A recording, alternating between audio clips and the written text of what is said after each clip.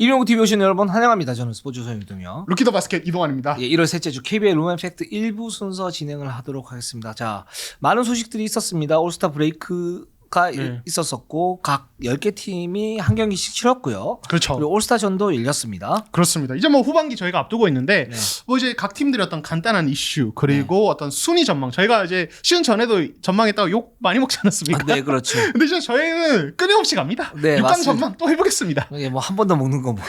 일상 아닙니까, 일상. 그렇죠. 네. 맨날 먹는 건데. 네. 네, 그렇습니다. 2부 순서에서 저희가 6강 전망 정말 중간점검 해드리고 또 제가 그때 이제 공약을 말씀드렸던 자매품님들에게 말씀드렸던 부분들 그러니까 만약에 제가 꼽은 6개 팀 중에 2팀이 탈락을 한다. 그렇게 되면 제가 제 출연료 10만 원, 네. 만 원씩 쪼개가지고 우리 네, 자매품님들 여성적인 자매품님들 스타벅스 만원권 상품권 10장 쏘겠습니다. 아 좋습니다. 아, 통 크시네요. 예, 네. 저도 댓글 달아야겠어요. 네, 안 뽑을 겁니다. 네, 알겠습니다. 아 그리고 제가 지금 이동환 기자 눈치를 굉장히 많이 보고 있습니다. 아, 제 눈치요? 네. 네, 왜냐하면 네. 사실 일부 저희가 녹화를 다 끝냈는데 네. 녹화 버튼을 안 눌렀어요. 저희가 거의 한 50분 동안 시작하네요. 예, 그래서 완전 제 잘못이고 그래서 제가 이동환 기자 눈치를 갖다 많이 보면서 지금 아닙니다. 아닙니다. 아, 예. 미안해요. 아니 저는 상관이 없는데 제가 느끼기에 원래 네. 저희가 원래 처음 일부 녹화할 때 이동혁 기자께서 굉장히 많은 에너지를 소모하시면서 네. 열정적으로 했어요. 네, 네. 그래서 저는 그냥 옆에서 지켜보기 좀 안타까워가지고 네, 아니, 저는 전혀 괜찮습니다. 네, 알겠습니다. 다시 하면 되죠. 네. 예, 예. 댓글 선정책에서 댓글부터 소화를 하도록 하겠습니다. 마음이 좀 급해요. 네. 네.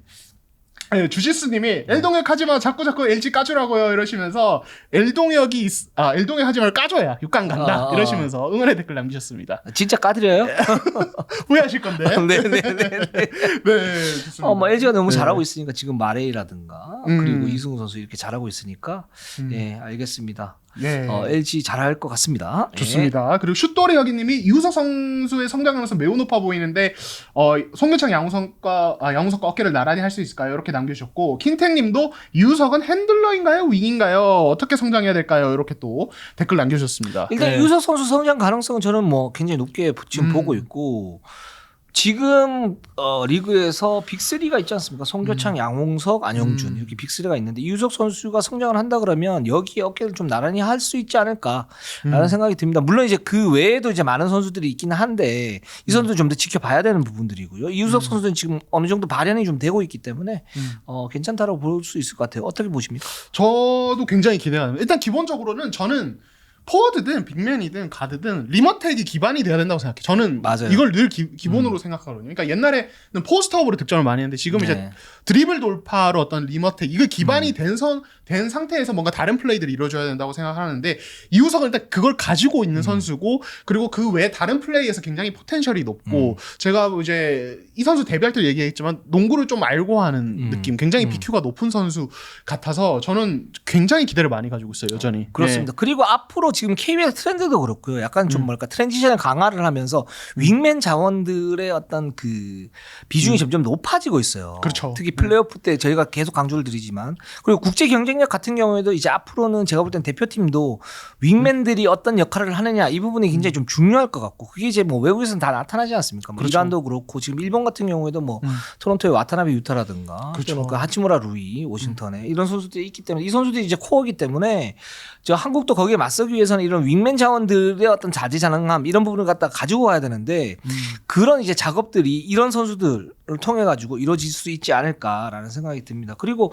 핸들러인가 윙맨인가 하셨는데 지금 기본적으로는 핸들러 겸 윙맨이죠. 그렇죠. 예, 이게 구분이 지금 없어지고 있습니다. 뭐 맞아요. NBA 같은 경우에는 뭐 대표적으로 케빈 듀란트 그리고 카와이 레너드 그다음에 르브론 제임스도 그렇고요. 그렇죠.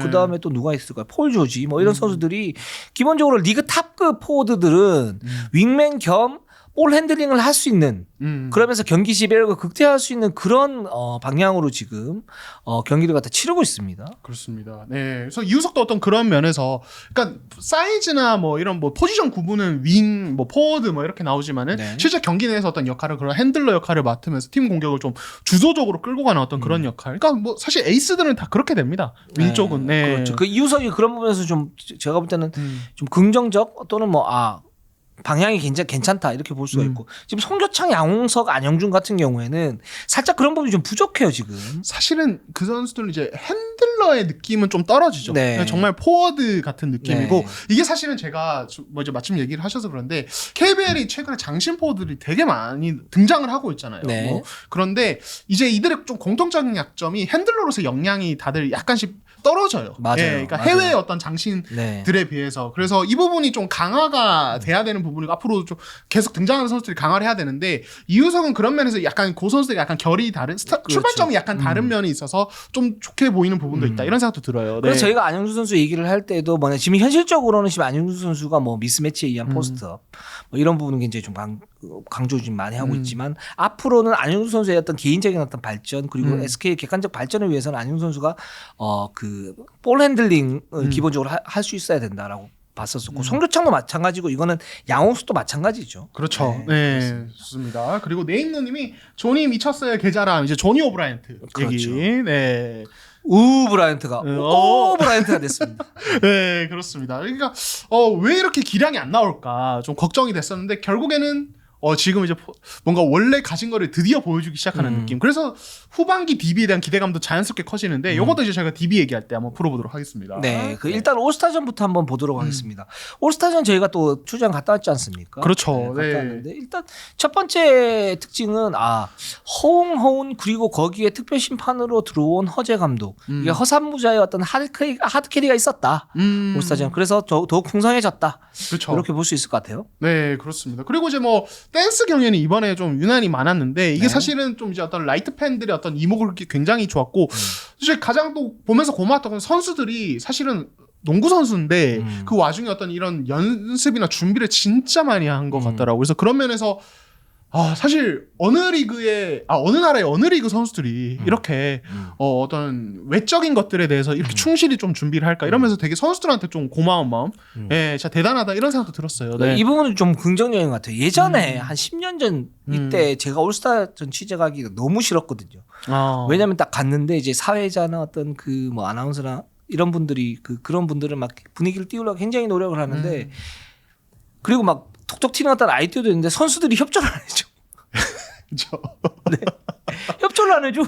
네. 그러니까 뭐 하려고 하면 이제 좀 이런 거 어떨까요? 이러면 그래서 이제 협조를 안 하고. 옆에서 봤을 때는 좀 해주지 뭐 이런 것들이 있었었는데 지금은 뭐 이 선수들 어떤 세대가 좀 달라졌는지 모르겠지만 수우파 공연을 할 때 모든 선수들이 나와가지고 춤을 추는 거 보고 저는 깜짝 놀랐습니다. 네, 진짜 선수들이 그러니까 허훈 선수 자체, 그러니까 좀 어떻게 보면 캐리를 한 허훈 선수가 기본적으로 좀 그런 쪽에서 팬 서비스 마인드가 되게 강한 선수. 특히 네. 허훈 선수가 그러면서 되게 좋아 보였는데 그것도 있고 그리고 이제 다들 SNS 하시는 분들은 알 텐데 이 선수들 중에 덩크 콘테스트나 뭐 이제 이런 이벤트 할 때 인스타 라이브 켜서 이걸 생중계하고 팬들이랑 소통하는 선수들도 있었어요. 그러니까 네네. 그 정도로 선수들이 KBL 선수들은 특히 이 팬에 대한 마인드가 되게 좋은 것 같아요. 이게 진짜 어떻게 보면 좀 자랑거리가 이제는 될 수 있을 정도로 이런 모습을 보여준다는 게 되게 좋아 보였다. 다만 이제 또 뭐 아쉬운 부분도 얘기를 해야 되지 않겠습니까? 그렇죠. 일단 농구 콘텐츠로서 이제 올스타전의 어떤 매력은 좀 많이 좀 떨어졌다. 좀 이렇게 볼 수 있을 것 같아요. 그러니까 이제 뭐 전체적으로 이렇게 보면 그 경기가 굉장히 좀 평이했습니다. 루즈했죠. 예를 들면서 뭐 우아하는 어떤 그런 장면들이 거의 별로 없었었고 그냥 이제 팬심으로 박수를 치고 거기에서 뭐 골을 넣으면 그 정도 그래서 좀 굉장히 좀 너무 평이하지 않았나라는 생각이 들고 또 올스타전의 어떤 백미라고 그러면 덩크슛 콘테스트 또는 뭐 3점슛 콘테스트 이런 부분들인데 이 부분도 사실은 제가 볼 때는 임팩트가 그렇게 많지는 않았던 것 같아요. 네, 그러니까 3점슛 콘테스트는 사실 예선 때 저는 첫 주자로 이제 이우석 선수였나요? 이우석 선수 나와서 때 좀 많이 안 들어갔어요. 네. 그래서 이우석은 100% 탈락이구나. 이 생각을 했는데 스코어를 보고 그 뒤에 선수들이 던지기 시작하는데 이우석이 상위권이 네.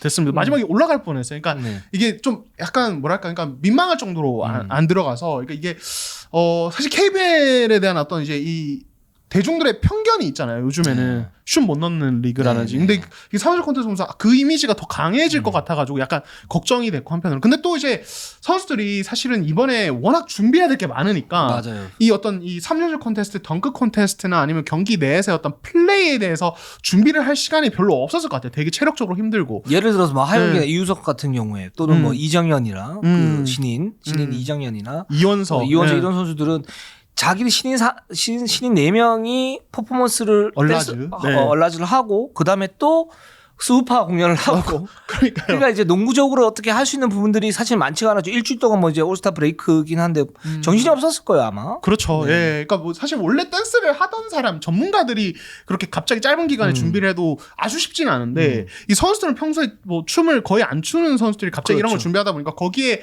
에너지도 많이 쓰이고 시간도 많이 쓰이다 보니까 농구적인 부분에서 준비가 자연스럽게 약간 떨어지는. 그러니까 이게 결국에는 좀 약간 극단적으로 갔을 때는 농구 올스타전인데 뭔가 이 농구 스타들이 그냥 댄스 무대 하는 걸 보러 온 듯한 느낌을 약간 주는 부분도 분명히 있긴 있었어요. 네. 그리고 이제 등장할 때 또 이렇게 뭐 등장 음악에 맞춰가지고 또 이제 네. 뭐 댄스를 이렇게 추지 않습니까? 뭐 그것도 뭐 신선하긴 했는데 굉장히 신선하긴 했는데 그런 것들이 너무 많았어요.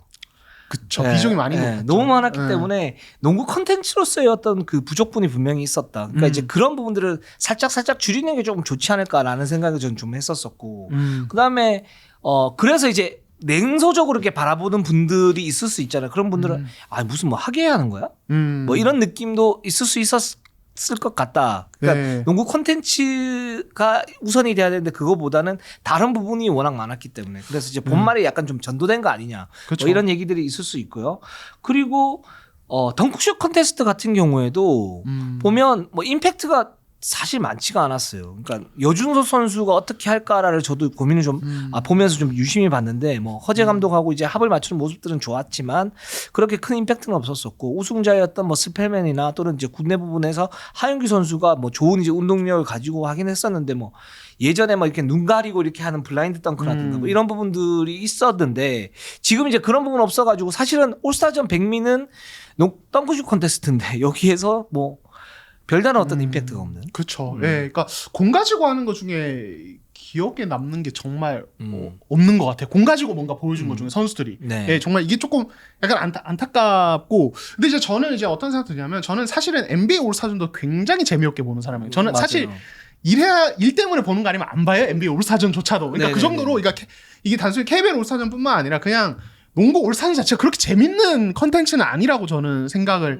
하는데 근데 이제 최근에 어떤 이제 NBA 올스타전이 굉장히 좀 핫하지 않았습니까? 최근 2년 동안. 이때를 보면은 어떤 이 경기 운영 방식의 구조 자체를 바꿈으로써 그렇죠. 굉장히 흥미를 많이 돋우고 이게 대응행에 성공을 했거든요. 쿼터별 어떤 승부를 하면서 뭐 기부를 뭐 이제 결정한다든지 이런 부분들 의미를 많이 부여를 하고 이런 그러니까 것들. 이제 라이벌리를 갖다가 좀 더 심어주는 그런 이제 농구 쪽으로 라이벌리를 그렇죠. 심어주는 그런 식으로 이제 구조를 바꾼 거죠. 그렇죠. 그래서 저는 이제 이번 올스타전을 통해서 KBL의 어떤 농구 외적인 부분은 사실 보여줄 수 있는 것 다 보여준 것 같고 할 수 있는 거 다 한 것 같아요. 사실 좀 과하다는 느낌도 네, 있었어요. 과하다는 느낌이 정말 들 정도로. 그래서 이걸 사실 아예 버릴 필요는 없고 일부분은 이제 어느 정도 가져가되 이거 비중은 좀 낮출 필요가 있고 이제는 농구적인 부분에서 뭔가 보여줄 수 있는 부분들을 선수들에게 고민할 수 있는 어떤 그런 시스템을 좀 만들면 좋지 않을까. 물론 아마 실제로 현장에서 이거를 담당하신 연맹분들 되게 힘든 부분이 많을 겁니다. 구단들의 협조, 선수들이 아까 말씀하신 태도, 그리고 경기장 환경 뭐 정말 여러 가지 것들이 있겠지만은 올스타전이 조금 더 이제 라이트 팬분들뿐만 아니라 기존의 농구를 정말 좋아하는 헤비 팬분들 다방면에서 사랑을 받으려면은 그런 어떤 농구적인 본질적인 부분의 어떤 재미도 더 좀 돋을 수 있는 어떤 부분들을 다 같이 고민하면 좋지 않을까 이런 생각이 듭니다. 그 밸런스를 잘 맞춰야 돼요. 네, 그렇죠. 기본적으로 좀 잘 맞출 필요가 있고 그래서 뭐 예를 들어서 덩크슛 컨테스트 같은 경우에도 그 컨테스트에 어떤 나오시는 심사위원분들도 살짝 좀 구성이 좀 이상했고요. 그쵸. 예를 들어서 이윤영 선수 부모님 두 분 다 나오셨는데 굳이 부모님 두 분을 다 나오실 필요가 있었을까? 그게 이제 KBL 내부에서 어떤 결정 사항이라고 그러는데 제가 볼 때는 이런 부분 그 방점을 맞추는 부분들이 아까 말씀하셨던 것처럼 그 농구 쪽에 부분을 갖다 최대한 덜어내고 외적으로 이렇게 맞추다 보니까 이게 본말이 진짜 전도가 되면서 뭔가의 어떤 문제점이 좀 드러난 거 아닌가라는 생각이 듭니다. 네, 좋습니다. 자, 그러면 SK로 한번 일단 가도록 하겠습니다. SK가 전반기 24승 8패 1위를 갖다 달리고 있습니다. 네. 일단은 뭐 SK는 뚝심 있게 갔죠, 전반기 내내. 네. 그러니까 이 팀은 강점과 그리고 이제 그렇게 엄청 심하진 않은 그 약점이 되게 뚜렷한 팀인데 역시 강점은 이 리머텍, 네. 페인트 존 장악. 네. 이거는 뭐 정말 확실하게 가져갔고 그 와중에 어떤 이제 고비들이 있을 때 어떤 어떤 전희철 감독의 어떤 이제 좀 디테일 조정 이런 것들을 통해서 위기를 극복하면서 결국에는 1위로 전반기를 마쳤다. 이렇게 볼 수 있을 것 같습니다. 김사영 선수의 어떤 돌파, 그 2대1을 활용한 돌파, 그 최준용 선수의 단독 속공, 그리고 자밀원이의 막을 수 없었던 스핀 무브와 플로터, 이 세 가지가 사실 리머텍의 핵심이었는데 이 부분들이 굉장히 좀 잘 통했고 그걸 이제 막기 위해서 상대 팀이 리머텍에 대한 어떤 수비 전술을 갖다가 가동하기는 했었는데 그 부분 같은 경우에도 뭐 살짝 위기는 있었지만 전시현 감독이 이제 디테일하게 위치 조정을 하면서 리머텍을 뚝심 있게 가지고 갔다 이렇게 볼 수가 있을 것 같아요. 네, 그렇습니다. 그러니까 SK 같은 경우는 결국에는 후반기에도 이게 좀 중요할 것 같습니다. 그러니까 기본적으로 강점은 가지고 간다. 그렇다면 이제 상대팀들이 계속 대응을 해오잖아요. 예를 들어서 이제 4라운드 들어서 전희철 감독이 얘기한 게 이 원희의 플로터가 워낙 무서우니까 상대팀들이 이 원희의 동작을 미리 읽고 그거죠. 야구할 때 타자들이 투수의 동작을 보고 변화하거나 스트레이트 볼이 오는지 딱 네. 바로 알고 미리 예측을 해서 스윙을 하잖아요. 네. 그것처럼 라렌이나 이런 이제 스펠맨 같은 선수들이 원희가 플로터를 던질 것 같은 동작을 하면은 턴어라운드 할 때 미리 점프를 떠버린다. 이런 이제 어떤 이야기를 전희철 감독이 하면서 로우 포스트로 뭐 위치 조정을 하고 뭐 이런 것들을 이제 얘기를 했는데, 그러니까 상대 팀들이 어떤 이제 대응책을 가져왔을 때 거기에 대해서 카운터로 어떤 준비하는 전술들 이런 것들이 얼마나 후반기에도 적합하게 잘 이루어지느냐. 그 와중에 SK의 약점인 어떤 외곽슛, 어떤 퍼리미터 슈팅도 어느 정도 안정화되느냐, 이게 되게 중요할 것 같습니다. 네, 그렇습니다. 그 야구에서 그걸 이제 뭐 일본식 용어인데 쿠세라 그러죠. 쿠세. 그렇죠. 쿠세는 그러면서 그 쿠세가 발견됐을 경우에는 게스히팅으로 응징한다. 뭐 이런 부분이 있는데, 네. 그러니까 SK가 지금 일단 기본적으로 잘 나가고 있고 그 좋은 점은 뭐냐면 이 팀이 안정적인 건 어떤 부분이냐면 리머텍만 있는 건 아니에요. 그래서 일단 수비가 굉장히 좀 안정적이고, 왜냐면 여기에서 이제 오전이라든가 아니면 최원혁의 백코트에서 어떤 압박 이런 부분이 기본적으로 깔고 가는 그런 부분들이 있고, 거기에서 이제 리머텍을 했을 때 돌아갈 수 있는 그 길들을 갖다 계속적으로 테스트를 하면서 효율성을 올리고 있다라는 건데, 근데 이제 후반기가 딱 되면 이 SK 이런 그 리머텍 전술이 어떻게 될 것인가라고 봤을 때 어느 정도는 막히고 어느 정도는 통할 수 있을 수도 있겠다. 그러니까 이게 어떤 부분이냐면 후반기가 되면 이제 올스타 브레이크 이전의 전반기라고 보고 올스타 브레이크 이후로 후반기라고 보면 후반기 되면 이제 진정한 팀의 어떤 전력들이 나오거든요. 근데 SK의 어떤 전력이 그러면 상대 팀을 완전히 압도할 수 있는 전력이냐.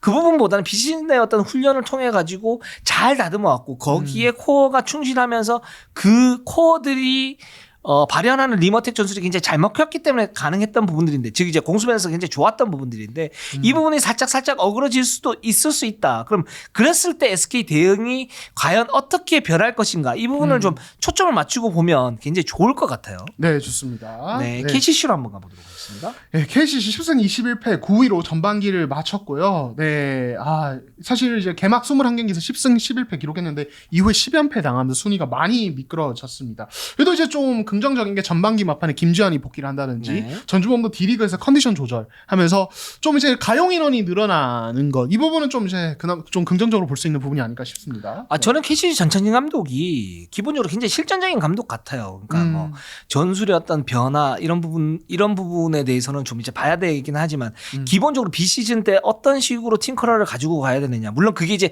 전창진 감독의 아집일 수도 있고 고집일 수도 있는데, 지난 시즌 같은 경우는 정규리그 1위, 뭐 예상 밖의 1위를 갖다 차지를 하면서 투포인트 게임, 그쵸. 이제 극대화시키면서 어쨌든 통한다는 게 보여줬었고, 올 시즌 같은 경우에도 송교창 선수였던 부상 변수가 분명히 있었었고, 여러 이제 그 핵심 선수들의 부상과 복귀가 있었음에도 불구하고 정말 그 실전적인 어떤 농구로 이 팀을 뭐 10승 11패까지 이렇게 했는데, 거기에서 이제 완전 무너졌단 말이에요. 무너진 이유가 첫 번째는 일단 뭐 정창영 선수의 어떤 그 이탈, 그리고 전준범이라든가 뭐 여러 선수, 김지한이라든가 이런 선수 이탈로 인해 가지고 백코트 시대 수비력이 완전히 무너졌어요. 그게 프런트 코트가 좋지가 않은데 KC는 그걸 이제 트랜지션이라든가 아니면 백코트의 어떤 압박, 로테이션 이런 걸로 메워오면서 승부처에서는 기본적으로 쫀쫀한 라거나와 이정현의 2대 공격을 중심으로 승부처에서 좋은 효율을 보여줬단 말이죠. 그렇죠. 근데 수비가 기본적으로 무너지면서 KCC가 최근 보면 다실점을 하고 거기에 따라서 어떻게 할 수 없을 정도였던 공수 밸런스가 무너지는 그런 상황이었단 말이죠. 이건 어쩔 수가 없는 그런 부분이에요. 근데 그렇죠. 부분인데 이제 뭐 여기에서 보면 정창영, 김지한, 전준범 이런 선수들이 돌아오면 이 로테이션이 좀 더 자유롭게 갈 수가 있고 그렇게 되면 KCC가 좀 더 나아질 수 있느냐라고 봤을 때는 저는 한계는 있을 것 같아요. 결국에는 한계가 있을 것이다. 네. 그러니까 기본적으로는 뭐냐면 네. 그 나무에 그 밥이 될 수 있는 거죠. 그러니까 물론 이제 뭐 이 선수들 어떤 특징들이 분명히 있을 수 있겠지만은 프런트 코트진의 어떤 약점을 갖다 메울 수 있겠느냐. 그리고 두 번째는 라거나가 있었을 때 라거나가 지금 수비에서 어떤 공헌도가 좋지 않은 수비에서 공헌도 좋지 않은 거는 1옵션으로서 공격에서 너무 많은 롤이 너무 많다고 보니까 그럼 여기에서 그러면 특급 외국인 선수 갖다 데리고 오면서 뭔가 그 체력적인 어떤 조절을 해주고 거기에 수비의 공헌도를 높여야 되는데 이제 그 부분에 대한 구조가 지금 KCC가 9위를 마크를 하고 있기 때문에 이 외국인 선수 교체도 쉽지 않은 그런 상태다. 그렇죠. 이렇게 봤을 때는 어떤 활로가 좀 보이지 않는 그런 느낌?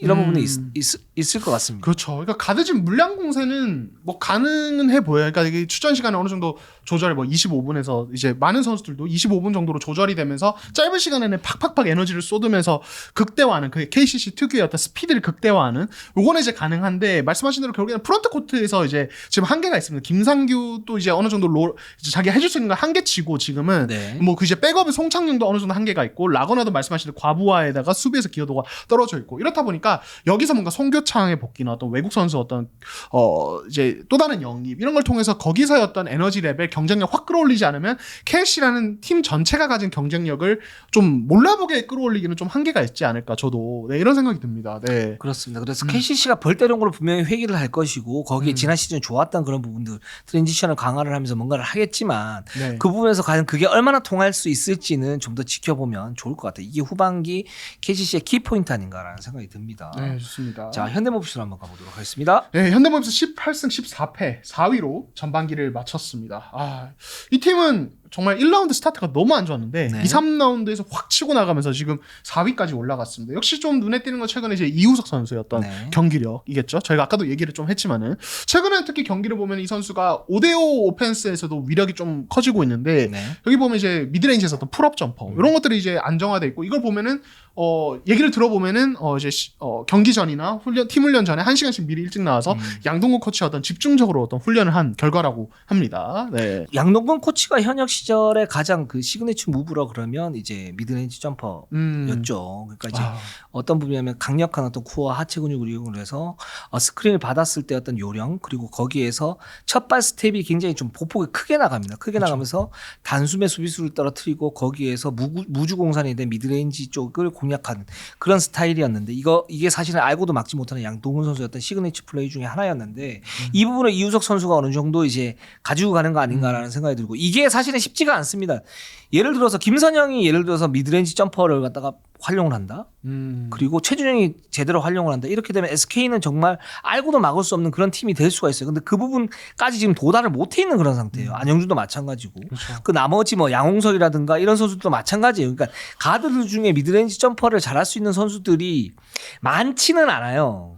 실제적으로. 없죠. 네. 예. 그리고 그걸 이제 계속적으로 가지고 가는 선수들이 많지가 않은데 지금 이우수 선수가 그렇게 하면서 좀 더 이제 경기력을 안정적으로 좀 끌어가고 있다는 그런 부분들이 있고 그렇기 때문에 뭐 이우수 선수가 지금 상태에서 이 미드레인지 게임까지 장착을 하게 된다. 이 미드레인지 게임을 장착을 하기 위해서는 기본적으로 아까 말씀드렸던 것처럼 코어 근육의 어떤 발달 그리고 스탑을 시킨 다음에 바로 점퍼로 올라가면서 슈팅 메커니즘을 자연스럽게 가지고 가는 그게 지금 연결 동작이 되는데 이게 그렇죠. 기본기 플러스 테크닉이 있어야 되는 그런 부분들이거든요. 이 부분들이 있어야 되는 그런 부분들이기 때문에 이우석 선수 이렇게 한 거는 정말 노력을 좀 했구나라는 생각이 들고 이거는 좀 배워야 되지 않나 다른 선수들도 그렇죠. 라는 생각이 듭니다. 네.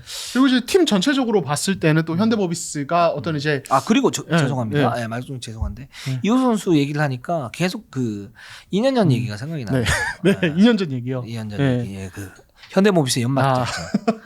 네. 당시에 이제 차민서 선수 그리고 박지원 선수, 이우수 선수 이 선수 세 명이 빅3를 꼽히지 않았습니까? 그렇죠. 삼성과 KT는 이 세 선수를 놓고 차민석을 할 것인가 박지원을 할 것인가 여기에 대해서 고민이 있었었죠. 네. 근데 거기에서 현대모비스가 3순위 아니었습니까? 그렇죠. 3순위였는데 현대모비스가 흘렸죠. 네. 우리가 만약에 두 선수 중에 한 명이 내려오면 바로 뽑을 것이다. 뭐 이렇게 말을 했었는데 연막이었죠. 원래 내부적으로 이우석을 찜하고 계셨던. 그리고 네. 뽑고 난 다음에 한 6개월 뒤인가 그때도 뭐 얘기했대요. 우리는 1순위여도 이우석이었다. 이렇게 얘기를 했었죠. 그 중간에 뭐라고 얘기하면 이우석이 발목을 다쳤기 때문에 여기서 이거 3순위 뽑아야 되나 말아야 되나 이렇게 페이크까지 썼었죠. 네. 이게 참 무서운 연막 작전입니다. 네, 근데 이제 그렇습니다. 지금 뭐 시간이 얼마 안 지나서 네. 지금 뭐 당장 평가를 하는 건 좀 너무 좀 과하지만은 네. 지금 시점에서 봤을 때는 그 드래프트에서 지금 최대한 결국에는 이우석이었다. 너무 빨리 포텐을 터뜨려 버렸기 때문에 네. 네, 이런 생각도 듭니다. 네, 네. 그렇습니다. 음. 그래서 뭐 현대모비스 이우석 선수 잘 나오고 있고 자 후반기 최대 이슈가 뭡니까? 역시 이제 뭐 이건 유재학 감독님 직접 언급하셨는데 위기 관리 능력, 경기 관리 능력입니다. 그러니까 현대모비스가 전반에 잘하다 후반에 따라잡혀서 고생하거나 내준 경기가 적지 않습니다. 정말 적지 않고 유재학 감독님 말로는 그 경기 한 4경기 되는데 그것만 잡았어도 선두권 이러면서 말을 흐리시더라고요. 네. 예, 전반기 마지막 경기에서. 네. 그래서 이제 결국에는 선수들한테도 그렇게 얘기했대요. 우리가 자꾸 이런 식으로 경기를 반복하는데 이겨도 그런 경기를 자꾸 하는데 이게 우리 현 주소다. 선수들이 앞에서는 끄덕끄덕 하는데 동의하는지 모르겠다. 이러시면서 그 얘기를 하셨습니다. 왜 네. 동의하지 모르느냐? 네. 알고도 안 되거든요. 자기가 얘기를 했잖아. 네. 그 이유가 어쨌든 우리 팀의 현 주소라고. 네. 그게 현 주소예요. 현대모비스는. 이제 그거죠. 그러니까 예를 들어서 이동혁 기자가 이제 저한테 네. 동환아, 너는 내가 드립을 던지면 제대로 센스 있게 탁탁탁 받아쳐야지. 왜 그게 안 돼? 그게 너의 현 주소야. 제가 맞아요 이러죠. 하지만은 저는 이거를 3년 5년에도 안 됩니다. 예, 왜냐면 그건 제가 못하는 거기 때문에. 그거는 이제 쟤는 앞에서 끄덕하지만 속마음은 그거는 석연이나 시키지 왜 자꾸. 그렇죠, 그렇죠. 네. 그러니까 그래서 아무튼 좀 이제 지금 현대모비스 선수들은 경험도 적고 아직은 이제 그 부분에서 강점을 보이는 선수들이 없기 때문에 이제 어쨌든 이걸 알고도 좀 바로바로 해결하기는 쉽진 않다. 네. 뭐 이제 이런 얘기죠. 네. 그래서 이 얘기가 맞기는 해요. 유적 감독 뭐 당연히 이제 그런 미션을 가지고 가는 게 맞고 선수들한테 던져주는 건 맞는데 이게 어떻게 보면 부담을 줄 수 있어요. 뭐 예를 들어서 이동환 기자가 저하고 이제 밥 먹으러 갈 때 야 많이 시켜 난 짜장면 뭐 이거하고 똑같은 거거든요. 네, 그렇죠. 네, 그 어떤 거냐면 이게 현대모비스는 그런 팀이에요, 그냥. 그 자기 시즌 초반에 왜 구둥하고 막 이랬었잖아요. 뭐 네, 8등하고 그렇죠. 구둥하고 막 이랬었을 때. 막 모든 게 다 안 됐을 때. 근데 지금은 어쨌든 활동력이 살아나면서 올라가고 있잖아요. 그때 당시 안 됐던 거는 뭐냐면 라시온 토마스의 부진, 그다음에 백업 코트의 어떤 약점, 그리고 가장 중요하게는 이 신예 선수들이 많고 로테이션 폭이 많은데 활동력이 완전 줄었어요. 에너지 레벨 다른 팀 압도를 해줘야 되는데 그렇죠. 젊으니까. 네. 근데 이게 잘 되고 있는 건 뭐냐면 라시온 토마스가 올라오면서 에너지 레벨이 대폭 보강이 됐죠. 그리고 그렇죠. 김국찬을 뭐 중심으로 해서 가세를 하면서 로테이션 폭이 넓어졌죠. 그러면서 안정적으로 변했단 말이죠. 그렇죠. 그래서 현대모비스는 지금 이제 위기관리 능력을 얘기를 하는 건 맞는데 이 위기관리 능력을 탑하기 위해서 이 위기관리 능력을 최대한 높이기 위해서는 자기가 잘 된 거에 중점을 둬야 된다. 로테이션 더 많이 하고 활동력 가지고 상대를 잡아먹으려고. 그러다가 또 3쿼터 중반 좀 흔들리면 또 위기관리 능력이 오겠죠. 그러면 함지훈, 김국찬을 찾겠죠. 근데 어쩔 수 없잖아요. 그렇죠. 네. 네. 물론 뭐 이우석이 지금 미드레인지 점퍼를 장착했기 때문에 거기에 대한 옵션을 갖다 줄 수는 있지만 여전히 흔들릴 수 있어요. 그게 이제 약점이고. 근데 그 약점을 메우기 위해서는 더욱더 강한 활동력으로 상대를 갖다 잡아먹으려고 해야 된다. 그래서 두려움이 없어야 된다. 네. 라는 생각이 듭니다. 강점을 강화하는 쪽으로 계속 네. 그걸 밀고 나가는 쪽으로. 왜냐하면 신예들이기 때문에 경험 부족은 어쩔 수가 없는 부분이에요. 그 어쩔 수 없는 부분과 할 수 있는 부분을 갖다 구분을 갖다 시켜줘야 되거든요. 네, 그렇습니다. 네, 좋습니다. 자, DB로 한번 가보도록 하겠습니다. 네, DB 15승 16패 5위로 전반기를 마무리했습니다. 역시 뭐 저희가 계속 얘기할 것은 트리플 포스트의 어떤 네. 안정화 그리고 허웅의 어떤 부담감 줄이기 이런 것들이 DB 후반기도 미션이 될 것 같습니다. 지금 DB의 트리플 포스트는 심상치가 않습니다. 네. 네. 일단 이제 그 강상재, 김종규, 조니 오브라이언트가 이제 기본적인 구성원에 여기 백업으로 뭐 이제 그 누구죠? 윤호영. 그쵸. 윤호영, 김철욱, 뭐 네. 이제 이런 식으로 레나드 이런 네. 선수들 이제 이 받치는데 이제 결국에는 이제 먼저 나오는 이제 강상재나 오브라이언트가 롤이 좀 큰 편이고 네. 이들의 어떤 컨디션이나 경기력이 최근에 올라오면서 트리플 포스트에 대한 어떤 희망, 기대감이 기본적으로 커지고 있다 이렇게 말씀을 드릴 수 있을 것 같아요. 네. 그렇습니다. 그리고 강상재 선수가 기본적으로 장염 증세 때문에 좀 떨어졌다가 지금 또 올라오고 있지 않습니까? 그게 그렇죠. 뭐냐면 저희가 지난번에 말씀드렸다시피 체지방의 어떤 조정 그리고 그 순간적인 어떤 순발력을 좀 강화하는 그런 이제 운동을 굉장히 충실하게 했다 그래요. 상무에서 제대로 하면서 굉장히 열심히 했었고 이제 그런 부분들이 지금 3.5번으로서 강상재의 가치를 갖다 높여주고 있지 않습니까? 그렇죠. 이상범 감독도 거기에 대해서 강상재가 외곽 수비가 될 것 같다라고 얘기를 했었었고 거기에 오브라이언트가 탁 치고 올라오면서 이 팀은 기본적으로 김정규도 그렇고 오브라이언트도 그렇고 강상재도 그렇고 내외곽을 모두 다 할 수 있는 그렇기 때문에 트리플 포스트가 되는 거거든요. 전통적인 트리플 포스트가 아니고 뭐 최근에 이제 NBA에서 불어 닥치고 있는 그 롱볼, 예, 롱볼이 지금 되고 있는 그런 팀이기 때문에 이게 만약에 코어가 형성이 된다면 이건 플레이오프에서는 굉장히 좀 위력적일 수 있다라고 생각이 들고 근데 DB는 숙제들이 많죠. 이제 허웅 선수 같은 경우에는 전반기에 허웅이 DB를 하드 캐리하기도 했지만 기본적으로 허웅에 대한 어떤 수비 부담을 줄여주고 출전 시간을 조절을 해주면서 허웅의 그 승부처 클러치 능력을 극대화하기 위한 DB의 어떤 배려도 있었다고 보거든요. 이게 잘 맞물렸기 때문에 허웅이 좋았었고 근데 이제 후반기에는 허웅의 이런 그 클러치 능력을 그대로 가지고 가되 여전히 출전 시간과 어떤 일상코트의 비중을 갖다 좀 줄일 거예요. 그게 이제 트리플 포스트가 한 축이 될 수 있고 거기에서 결합을 시킬 수 있는 방법은 여전히 스크린에 의한 2대2 공격이다. 이 부분을 어떻게 하면 숙제를 잘 소화를 할까 여기에 따라서 저는 DB의 그 성적이 좀 좌우되고 플레이오프에서 경쟁력이 좌우되는데 이게 단순한 것 같지만 단순하지 않아요. 그 2대1을 갖다가 하기 위해서는 자 허웅도 줄여줘야 되고 출전 시간을 강상재도 줄여줘야 돼요. 그렇죠. 활동력을 극대화하기 위해서는 25에서 30분 정도.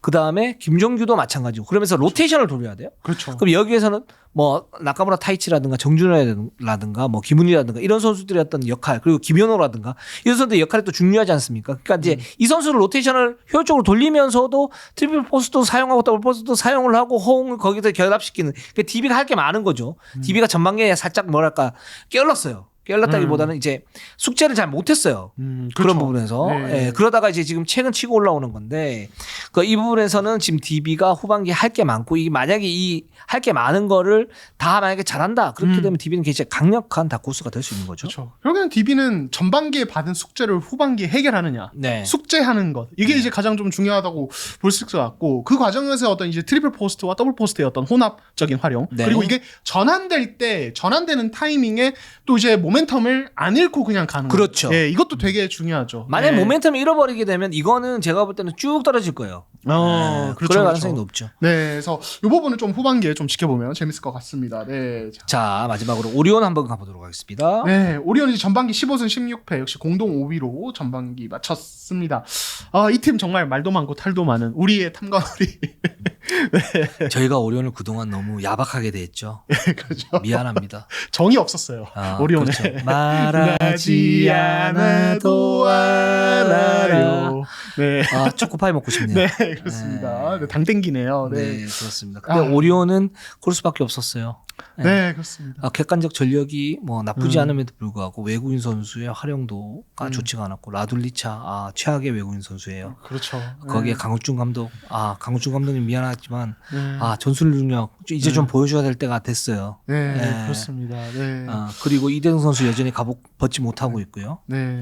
그러나 저는 이제 여기에서 좀 이동환 기자가 얘기를 해봤는데 살짝 우리가 그 시각이 좀 달라요. 시야이 다릅니다. 네, 예. 그러니까 이동환 기자 한번 얘기를 해주세요. 지금 공동 5위잖아요. 결국에는 이 팀도 이제 6강 가능성을 걱정하는 상황이 됐는데 네. 이제 저는 네. 힘들다.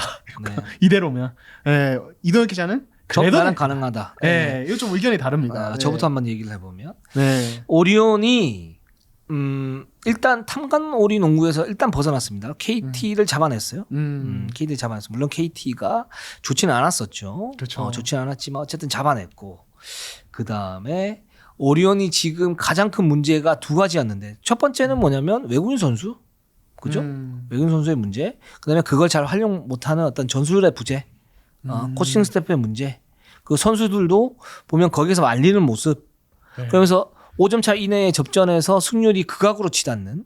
그러면서 오리온은 무늬만 호랑이인 그런 모습들을 보였는데 이 부분이 만약에 외국인 선수가 만약에 제대로 들어오게 된다. 그렇게 되면 약간 좀 풀리지 않을까. 네. 워낙 객관적 전력이 좋으니까. 근데 지금 저는 살짝 풀릴 것 같아요. 어떤 부분이냐면 강우준 감독이 뭐 예를 들어서 클래식한 농구를 많이 하고 그런 부분이 있긴 하지만 지금 머피 할로웨이와 그 다음에 제임스 메이스죠. 네. 머피 할로웨이와 제임스 메이스 이 두 선수의 조합은 강우준 감독이 굉장히 좀 선호하는 그런 외국인 선수 스타일이다. 일단 머피 할로웨이는 빅맨으로서 클래식한 농구. 그러면서 순간 스피드가 괜찮기 때문에 속공 가담도 가능하고요. 그래서 머피알리가 딱 들어왔을 때는 기본적으로 오리온이 농구 같은 농구를 해요. 그쵸. 뭐 네. 이대성과의 2대2라든가 이정현과의 2대2 그리고 이승현과의 하이로 게임 이런 부분을 하고 있기 때문에 그것만 되면 오리온은 어느 정도 그 위치가 될 수 있고 또 하나는 이제 제임스 베이스가 15에서 20분 정도 뛰었을 때 어떤 모멘텀을 넘겨주지 않는 오리온의 경기력에 어떤 경쟁을 유지를 해줘야 되는데 지금 이제 이 선수가 어떻게 될지 모르겠지만 지금 제가 봤을 때는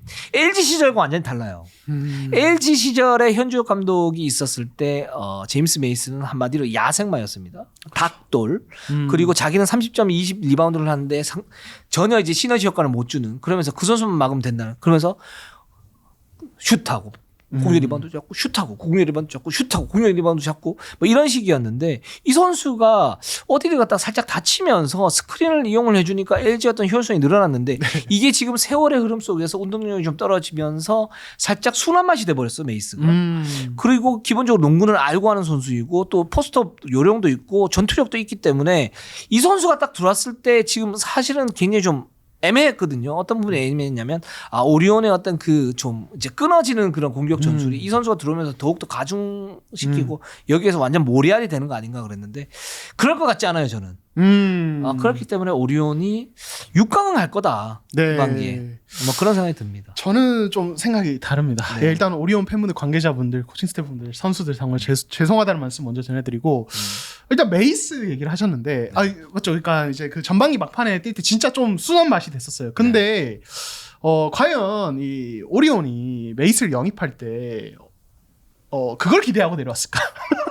정말 LG 시절의 모습을 보고 데려오지 않았을까. 강우주 감독님과 코칭 스태프는 네, 그러니까 네. 그렇게 쓰려고 내려온 게 아니라 그냥 몸 상태가 정상이 아니기 때문에 일시적으로 어떤 부상 어떤 방치와 이런 것들을 위해서 일시적인 어떤 선수 본인도 변하지 않았을까. 요거는 이제 제 어떤 추측입니다. 그리고 몸 상태가 올라온 휴식기를 통해서 몸 상태가 올라온 후반기에는 정말 야생마가 아니지만 야생마 같이 플레이하는 메이스의 모습을 볼 수 있지 않을까.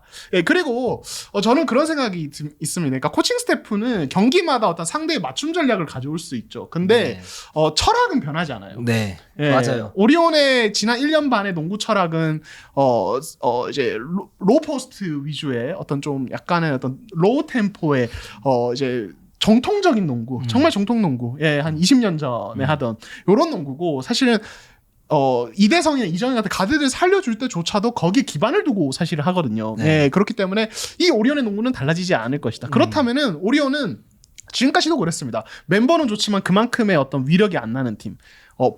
100%도 아니고 한 80%가 나는 팀이었는데 앞으로도 그러지 않을까. 그러면은 결국에는 또 이제 사실 전반기 막판에도 갑자기 훅 떨어진 게 계속 그런 이제 조금 단조로운 농구. 물론 거기서 어떤 외국 선수 이슈들이 있어서 좀 힘든 부분이 더 많았지만은 그러면서 파악이 되고 간파가 되고 그 과정에서 그냥 선수들의 개인 역량에 대한 의존도가 심해지고 그리고 출전 시간 조절도 안 되고 그러면서 선수들이 퍼지면서 훅 떨어진 거거든요. 이거는 결국에는 또 후반기 스타트할 때는 좀 체력 세이브가 되면서 이게 나아질 수 있지만 결국에는 후반기 막판에 순위 경쟁이 치열해지는 6강 경쟁을 펼치는 그 시점에는 또 그게 반복되면서 오리온이 안타깝게도 6강에서 떨어지지 않을까라는 제가 갑자기 래퍼가 됐네요. 예. 네, 그런 생각이 듭니다. 저를 공격할 때 아주 신이 나시나 봐요. 행복해요. 네, 좋아, 그럼 내기 합시다. 내기 좋습니다. 네, 저는 오리온 6강 간다. 6강 간다. 네. 네, 저는 못 간다에 걸겠습니다. 핫도그 세트 어때요? 네, 핫도그 세트요. 좋습니다. 명랑 핫도그 세트. 명랑 핫도그 좋아요. 저희 딸기 라떼까지. 라떼까지 추가. 네, 엑스트라 사이즈로. 받고 콜. 오케이. 좋습니다. 네. 자, 알겠습니다. 자, 오늘 방송은 여기까지 하도록 하겠습니다. 2부에서는 저희가 또 욕을 먹을 준비를 하고 중간 점검 저희가 말씀드렸지 않습니까? 초반에 말씀드렸다시피 6강 어떤 팀이 갈 수 있을까? 저희 나름대로 최대한 고민을 해서 했으니까 2부 순서도 많이 지켜봐 주시면 좋을 것 같습니다. 자, 우리는 여기까지 하도록 하겠습니다. 오늘 항상 최선을 다하겠습니다. 네이버, 유튜브, 구독, 좋아요, 알람 감사합니다.